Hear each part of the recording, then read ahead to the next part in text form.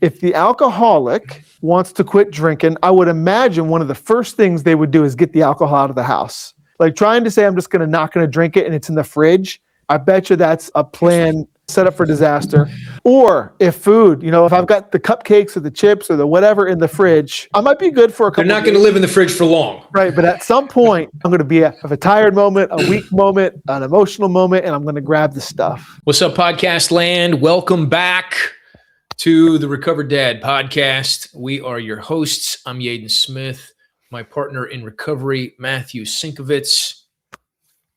Back behind the microphone, in front of the camera, talking about addiction recovery, how it applies to fatherhood, how to live the life of the recovered dad so you can be the man that your family needs you to be. So you can live the life that you were destined, that you were created to live. Matt, good to see you, bro.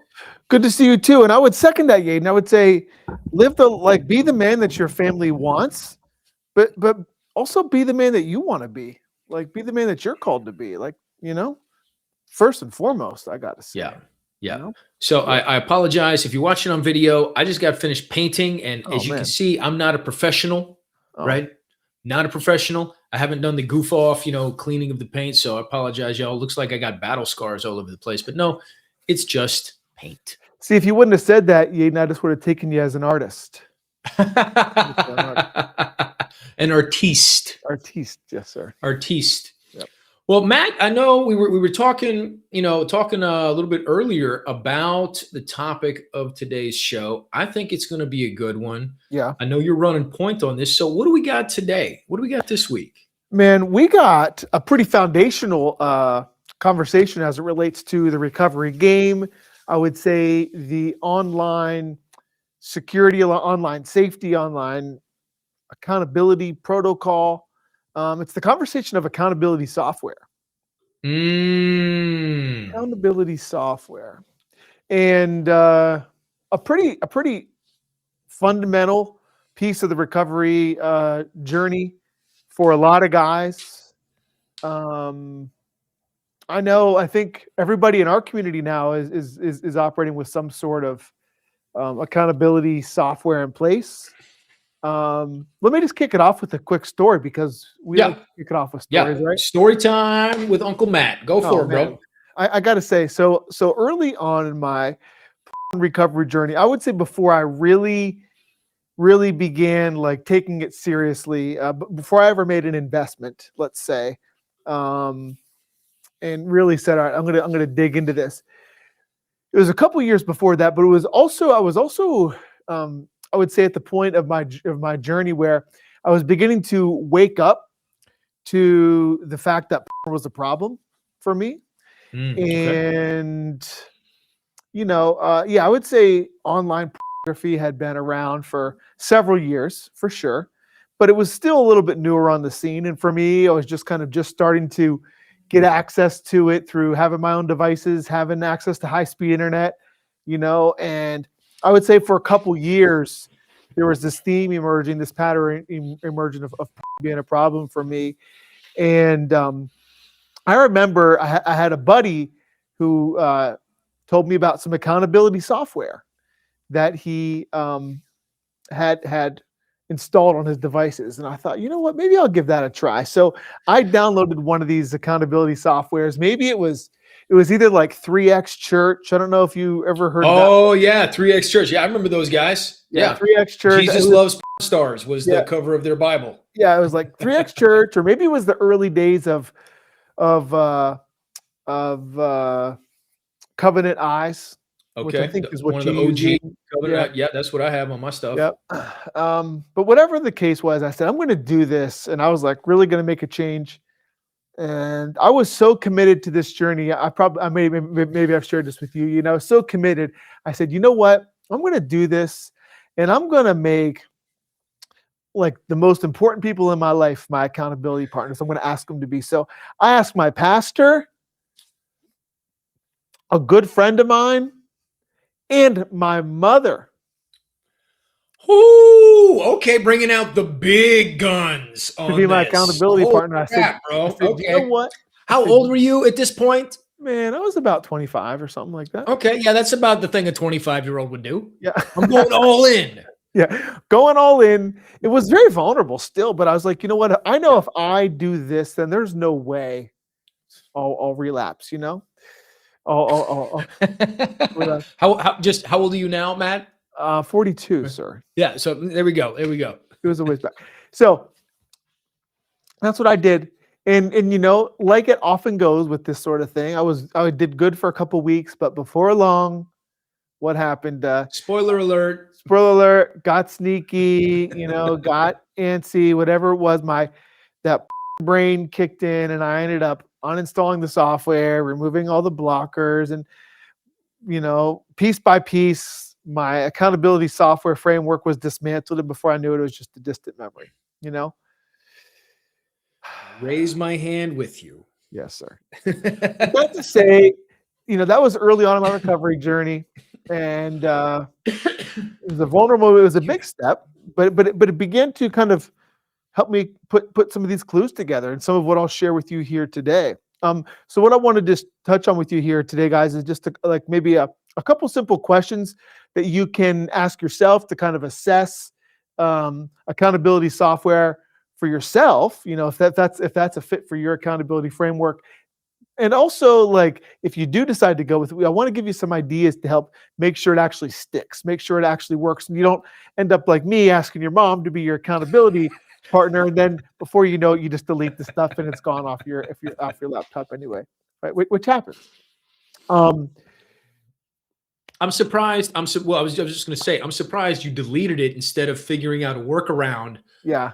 You know, I'm not going to say what the workarounds are with computers or phones. Yeah.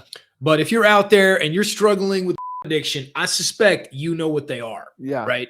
Yeah. Like, talking about accountability software, we have the family safety with Google for my kids' phones. We have Android phones, and I have tested. I have tested the workarounds. Yeah. To like bypass, and like that stuff is locked down. You cannot bypass it. It is.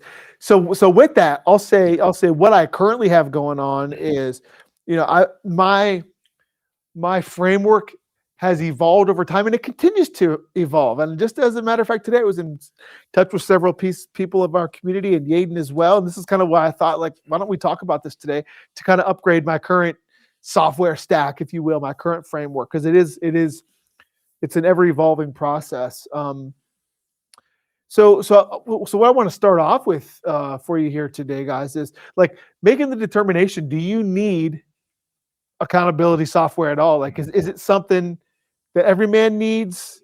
Is it essential, or can you get away without it? You know, and I think it really comes down to like, how big of a addict are you? You know. Yeah. Some guys can probably get away with just take it or leave it. And I've talked to some people like that. Like, yeah, I dabble with once in a while, but it's not really my thing. And da-da-da-da. And I was like, well, that must be nice, but that's not me. Must be nice to only have the hook scratch you instead of being embedded all over your skin. Well, it's like alcohol, you know, and I'll come back to this alcohol reference. It's kind of like for me, I can have a couple beers once a month or every couple months, and it's like take it or leave it, you know. But some people, one sip, and it can turn into weeks. The whole months, 24 case is gone. Relapse, chaos, destruction. You know what I mean? So we're all wired a little bit differently, you know. But that's why I'm doing this work, and that's why I'm here, you know. But so is one of my things. So I think that's really it. Like, have you tried without the software? How's that worked for you? And if you haven't tried without the software and you continue to go back and back, I say, for me, I liken it to, alcoholic and alcohol for the alcoholic, or junk food for maybe the person who has food issues. You know, if the alcoholic wants to quit drinking, I would imagine one of the first things they would do is get the alcohol out of the house. Like trying to say, I'm just not going to drink it and it's in the fridge. I bet you that's a plan. Sounds like not a good plan to me. Right. Set up for disaster. I'm not going to look at anymore, but I'm not going to throw away my 3-year supply of Playboy magazines Exactly. that I found. Like I'll just leave them Exactly. in a box. I'll just keep them, but I'm not Exactly. gonna look at it like, Exactly. okay, dude. Or if food, again, some people just Yeah. like food. They're like, take it or leave it, no big deal. But some people, food, like myself, probably. And if I've got the cupcakes or the chips or the whatever in the fridge, I might be good for a They're couple not of going to days, live in the fridge for long. right? But at some point, I'm gonna have a tired moment, a weak moment, an emotional moment, and I'm gonna grab the stuff. One serving of Oreos is the entire bag. Let's be Exactly. honest. Right? Exactly. So I think if you're continuing to go back to it and you've promised yourself 100 different times and maybe Mhm, you've joined the mhm. accountability, you've done other stuff, maybe you've done recovery, maybe you've had an accountability partner, maybe you've confessed, maybe you've done the different things, right? But you continue to go back to it. Maybe some software in your life that creates some separation or some visibility is an important piece of the puzzle, or could be a helpful piece of the puzzle. I think Yaden, you've said like distance is an acceptable form of Yeah. what is it? Distance is an acceptable substitute for willpower. Exactly. Right? It's Exactly. like got to get out of here. Right. Right? If you're not in the bar, you can't take a drink. Exactly. Exactly. So we've got this kind of problem. We've got this unique problem because for us, like our bar is living in our back pocket 24/7. As Yaden says, we've got the entire anthology of pornography in our back pocket Yeah, man. 24/7, right? So that's what you got to look at for yourself, guys. And so I would encourage you, if you've promised yourself 100 times, like I know I did in my journey, right? But you continue to go back, you've tried other measures, maybe creating some distance, right? Via blockers or visibility via like some accountability, is an important piece of the puzzle for you, or helpful piece. I know for myself, just to kind of give you what I've currently got in place right now, I'm operating on a Chromebook that has all the parental settings set up. I've got it set up on a very sophisticated like parent account, and the password lives like an hour away from me. So Yaden talked about how, you know, it's like That's some distance. impenetrable. That's some Yeah, distance. it's impenetrable. Yeah, so I can't circumvent that. And on top of that, I also have a visibility software that kind of just tracks me, because some stuff, maybe it's not a website, but it can be close. You know what I mean? And it can be Mhm, a mhm. substitute. So that's my current stack, and I've just added a new laptop to my collection for a work project I've got going on, and I've got the visibility software set up on top of that because it doesn't have the Chrome settings. So I'm going to see how that goes for me. Test it. I'm always testing. But yeah, I think that's a good place to set this up, is kind of making the determination for yourself. Is some kind of software or tech framework right for me? As you were talking about, like, do you are will is software something that you need, Yeah. right?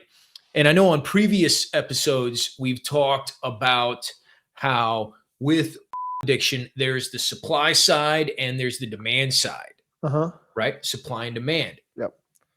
And for you dads out there listening, right? The blocking software, the accountability software, that is most helpful with the supply side of Yeah. this Yeah. equation, That's right. which is like Matt was talking about, right? If you've tried to quit 100 times, if you've right, then the accountability software can reduce the access to the supply. Yeah. That's a great point. However, there's still the demand side Mm, that can be a kicker. And we've talked about how you still have to do the work on yes. yourself to build your capacity to sit with the negative emotions, the story, like all of that chaos and pain. Because as we say, with consistency, it's not a problem, it's a pain problem. Yeah. Is the pain pill that we take. Yeah. I love that you brought that up, Yaden, and I'm glad you did, because that's a really important piece of the puzzle. Yeah, whether you go with the software stack or not, yeah, you got to do the inner work. It's no substitute for the external work, because if you don't do the inner work, you could likely end up like me at 25 years old, going way out on a limb, asking your mom to be your accountability partner, but end up installing it anyway because you haven't done the inner work, to either keep the framework in place or just soothe the pain that's there. Yeah. that you're reaching for. So that's a really important piece of the puzzle. Whatever you land on, guys, it's not the full answer. You got to do the inner work, supply and demand. That's a great point. Right. So let's say you decide to go down the road and get yourself set up with some kind of tech stack or accountability software. You got to make the determination, what do you really need? As Jaden mentioned, distance is an appropriate, replacement for willpower, right? So maybe it's a blocking software, and there are several out there that do it. I'll just name drop a couple I know, like again, Chromebook, the parental settings, right, have really good blockers in place. What is it? What is the parental the Chrome parental program, Yaden? Hang on just a second. Parent, I have access to it right here. like parent something. Family Link is Family Link, yeah. is what it's called on, like, that's the app I have on my phone.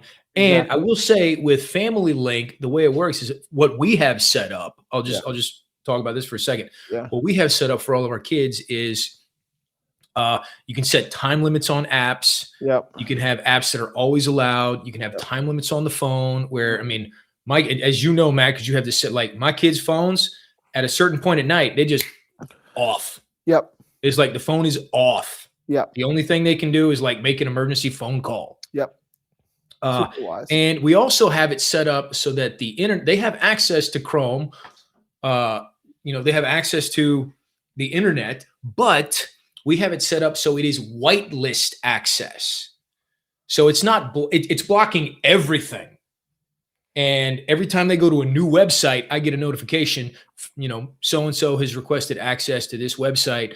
And I can look at it and like, no, I'm not giving you good. You have to be careful with this a little bit. Yeah. It's like, so-and-so wants to watch this video on YouTube. And I look at it and like, will you give him access to YouTube? I'm like, no, you can't have access to YouTube. I'm okay if you're watching a video. Yeah.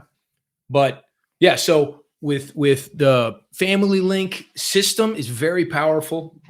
And you can whitelist, you can set it up so you only have access to websites that are approved. I like that. Yeah, that's good. That's good.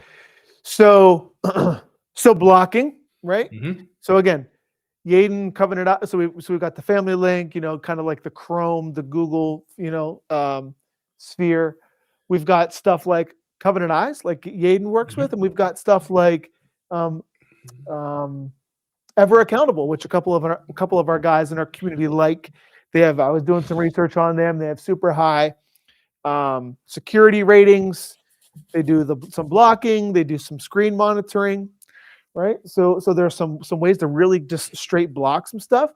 Maybe, but then maybe it's like taking a look at it from the perspective. I don't want to block everything. I want to give myself, free range access to the internet, but I want to have a set of eyes on me, right? So it could be something that just watches and monitors you, which is one of the components of mine, which is accountable to you. It doesn't block anything. It just watches everything. And it sends alerts and emails to my accountability partners. And I've got like weekly accountability check-ins that I do with my accountability partners throughout the week. So you could block, you could monitor, or you could have a combination of both, right? Mm-hmm. Whatever it is, though, it's important that you've got a system that I think reports to another human being, right? That generates alerts, that allows for some correspondence between you and your accountability partners. It's hard to uninstall or circumvent, right? As Jade mentioned, we've all probably know of ways to get around it, but it should at least have some safeguards in place, or it should notify your accountability partner if you're going to, if you attempt an uninstall, right? And potentially maybe admin control is completely out of your hands. That's what I've done with at least my Chromebook. I've set it up. Using a parent's account. I use a child's account, and the password for that is like an hour from my house. And finally, I want to say just on that piece, like choosing what's going to work for you. I think it's really important that whatever you use covers all your devices, and you don't have unmonitored devices in the house, because that typically turns into problems. Yeah, I use Covenant Eyes. I just use the monitoring feature. I don't have it block anything, Mm-hmm. but I have it on, right? I have it on my office computers, my laptop, my phones, my iPad, right? Every device. The kids have Chromebooks and they're on the family link. But yeah, all the computers, they have this accountability software on them for my Yep. own, for my own peace of mind. Yep. So I don't have to worry about, my kids, sometimes they can come in the office without me. So one for my kids. Yeah. I don't want my kids finding something accidentally and me not know about it. Yep. I want to be able to monitor what's happening with my devices so that I can have a conversation with them Yes. if something happens. Yes. Critical. Really good. Thank you, Yaden. So we talked about making the determination, is it right for you? Number 2, kind of selecting. What's your selection criteria? Number 3 is having a system in place to ensure that it actually works. Right? Again, you might decide, yeah, this is for me. You might pick the best tech framework. Number 3 is I think creating. I really think a human accountability system in your life is really important. Mm-hmm. And I suggest it be other than your wife. Yeah. Yeah. Because some guys do that. Some guys, but my sponsor in SAA, he said at first, and we've had other guys in our community have their wife or their partner be their accountability partner, and especially if they've been through a lot of sex trauma within their relationship, maybe there's been some cheating or some infidelity or some issues with in the past. Every time they get that alert, it's like trauma all over again. It's like PTSD, Yeah. and it's just not healthy. I've observed it can be unhealthy for the wife to have to kind of babysit the man, right? Kind of create that. She doesn't want to be your mom. She doesn't want to be your mom. She wants to be your wife. Yeah, it can be challenging for polarity purposes, right? Yeah. But I'll have to say your choice. But I think having a human element is really important. Daily check-ins, weekly check-ins, someone that's actually checking your reports, watching your reports, someone who can identify the patterns, someone who can reach out and say, hey, I got this notification. How you doing? Right? Visibility changes the outcome, right? Visibility changes the outcome. It's like got to be tied into the observer effect, right? When we're being watched, when we're being observed, when we're being witnessed, we show up in a different way, right? So I think that's a really important piece of the puzzle. We've got a human element tied to this. For me, it's the human element of the community, the human element of having accountability partners, the human element of having regular check-ins throughout the week really causes me to think twice before I go down that path, right? Yeah. And if I do, there's a painful consequence. Versus just me kind of winging it by myself and saying, "Oh yeah, I'll just leave the software on there, put the blockers on there." There's got to be a human element. I think that's a really important piece of the puzzle. Well, that reminds me of something else that we say with consistency is the opposite of addiction is not sobriety. The opposite of addiction is connection. Connection, right? Building connection with other men on this journey is a critical piece. Absolutely. So all that to say, community, guys, community is such a critical piece of this puzzle. That's one of the foundational pieces that we speak to here inside the community, right? It's that community can give you that human element. That community can give you those daily check-ins, those weekly check-ins, and having a community of brothers around you who are having this conversation, so you can share your truth, be visible, be seen, and leave the shame behind. Because it's a really important piece of the recovery journey to be witnessed and supported by other humans. 100%. That being said, I found such value in such safe haven inside a community with this work. I really didn't begin to turn the corner of my recovery journey until I made the investment and got into community with other men. So if you're out there, brothers, if you're tuning into this conversation, maybe you've begun down the recovery path on your own. Maybe you've tried the accountability software. Maybe you've had some accountability partners.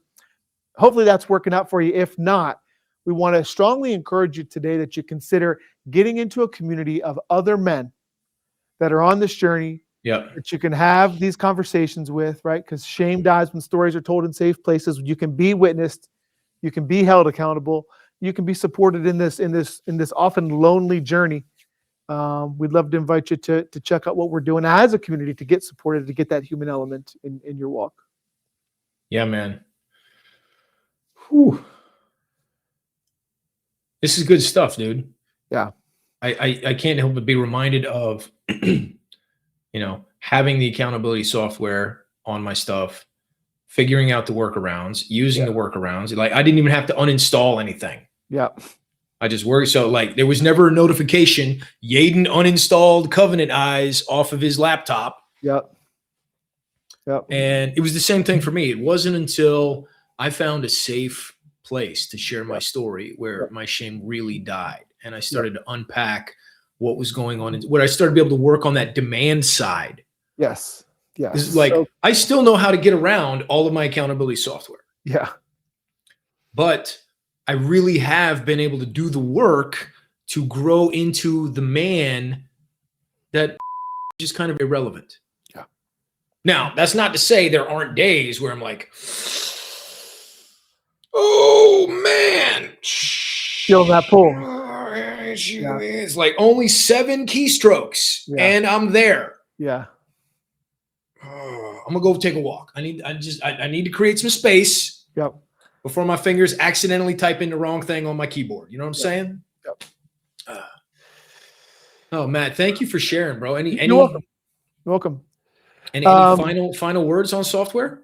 That's everything. Recovereddad.com. We'd love to invite you brothers to head on over, check out. We've got some free downloads, some free resources for you. You can find the podcast. We've got some great blog posts that we're developing over there, blog section. You can learn about the Liberation Bootcamp. You can book a call with Yaden or myself. We'd love to connect with you, learn where you are in the journey and how we might be of support to you in your walk, brothers. So dads out there listening, this is one of those things that I've heard called a choice point. You have a choice to make, right? Are you going to keep going the same route? Or are you going to choose a different path? Yep. Your family is worth it. Your marriage is worth it. Your life is worth it. Thank you, guys. Thank you, men, for tuning in this week on this week's episode of the Recover Dad podcast.